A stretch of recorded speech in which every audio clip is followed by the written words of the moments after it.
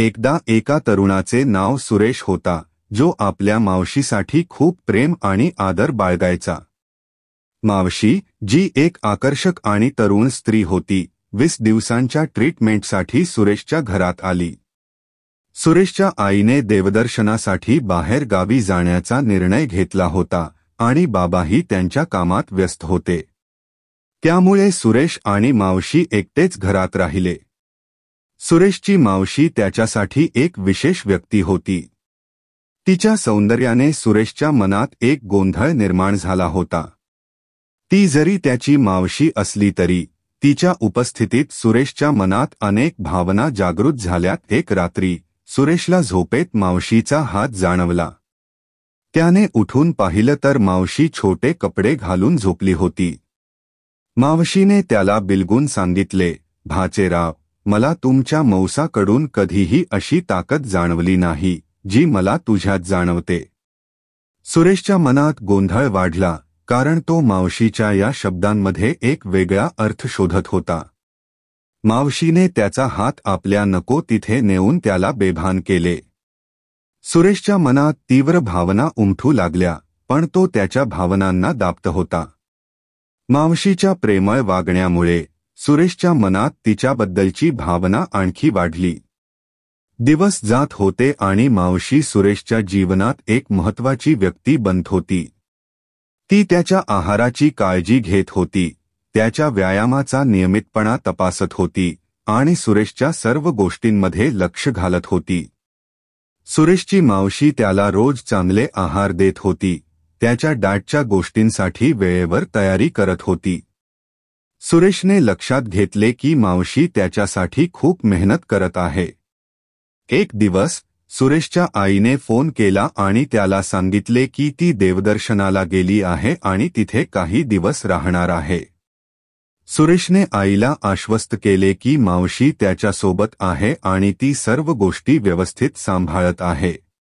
यामुळे सुरेशच्या मनात आणखी एक दडपण आले, कारण मावशीच्या उपस्थितीत त्याला वेगळ्या भावना अनुभवायला लागल्या. संध्याकाळी सुरेशने आपल्या खोलीत गेल्यावर त्याला मावशीने त्याच्या आवडीचा मिल्कशेक बनवून आणला.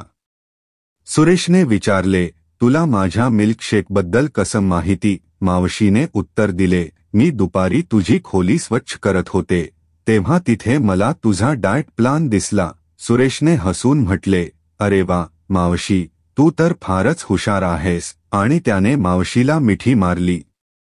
त्याच्या या मिठीतून मावशीच्या मनात काही विचार आले. सुरेशच्या या अनपेक्षित प्रेमळ वागण्यामुळे तिच्या मनात वेगळे विचार उमटले. ती त्याला आपल्या जवळ आणण्याचा प्रयत्न करू लागली. पुढील 2 दिवसांत मावशी सुरेशच्या संपूर्ण दिनचर्येत अधिक लक्ष देत होती. कधी कधी ती त्याच्या व्यायामाच्या वेळेसही त्याच्यासोबत राहायची. एक रात्री मावशी सुरेशच्या खोलीत आली आणि म्हणाली, सुरेश, मला झोप येत नाहीये. त्यांनी गप्पा मारताना सुरेशने विचारले, तुझी ट्रीटमेंट कशी चालली आहे? मावशीने सांगितले की ती बाळ होण्यासाठी उपचार घेत आहे. यावर सुरेशने चिंतित होऊन विचारले, परंतु तुम्हाला हे का करायचे आहे? मावशीने उत्तर दिले की तिच्या सास्यांनी तिच्या बाबतीत काही गोष्टी ठरविल्या आहेत. मावशीच्या मनस्थितीवर विचार करून सुरेशने तिला सांभाळण्याचा निर्णय घेतला. तो तिला म्हणाला, तू चिंता करू नकोस, मी तुझ्या सर्व गोष्टींमध्ये तुझी मदत करीन. मावशीच्या चेहऱ्यावर एक हलका आनंद होता, पण ती अजूनही चिंतित होती.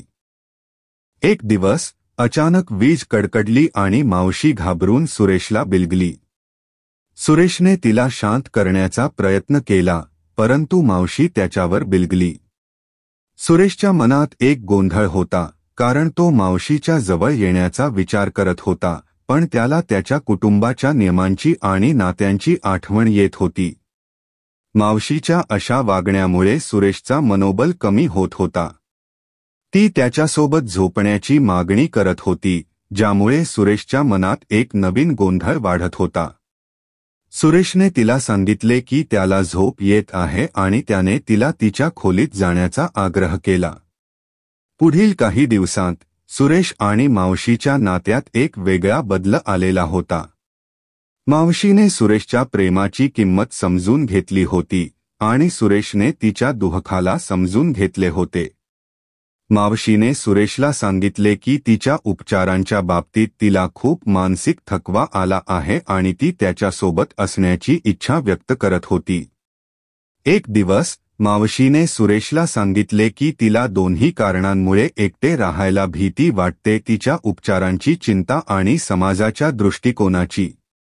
सुरेशने तिला समजावले की ती एकटा नाही, तो तिच्या सोबत आहे. पुन्हा एकदा मावशीने सुरेशच्या जवळ येण्याचा प्रयत्न केला, परंतु सुरेशने त्याला थांबवले. कथा तिथेच थांबत नाही. सुरेशने ठरवले की त्याला मावशीला मदत करायची आहे. त्याने तिला आश्वासन दिले की त्याने या सर्व गोष्टी आईला सांगितल्या तर मावशीला कोणताही मानसिक त्रास होणार नाही. सुरेशने ठरवले की तो मावशीच्या बाबतीत त्यांच्या कुटुंबातील सर्वात महत्त्वाच्या व्यक्तींचा आवाज बनणार आहे. शेवटी सुरेशने आपल्या आईला सर्व काही सांगितले. आईने या सर्व गोष्टींवर गंभीरतेने विचार केला आणि मावशीच्या बाबतीत योग्य निर्णय घेण्याचा निर्णय घेतला. मावशीच्या मामाकडून उपचार घेतले गेले आणि त्याच्यानंतर मावशीच्या जीवनात सुधारणा झाली. या कथेत सुरेशने आपल्या मावशीला तिच्या दुःखातून बाहेर काढण्याचा प्रयत्न केला. त्याने तिच्या मनातील गोंधळ आणि चिंता समजून घेतली. हळूहळू त्यांनी एकत्रितपणे एक नवीन सुरुवात केली. कथा प्रेम, समर्पण, संघर्ष आणि कुटुंबीय नात्यांच्या गुंतागुंतीचा एक उत्तम उदाहरण आहे. सुरेशच्या मावशीच्या उपचारांनी त्यांना एक नवीन जीवनाची संधी दिली आणि त्यांच्या नात्यातील प्रेमाने त्यांना एकत्र आणले. कुटुंबीय नात्यांमधील प्रेम आणि समर्थनामुळेच त्यांनी अडचणींवर मात केली.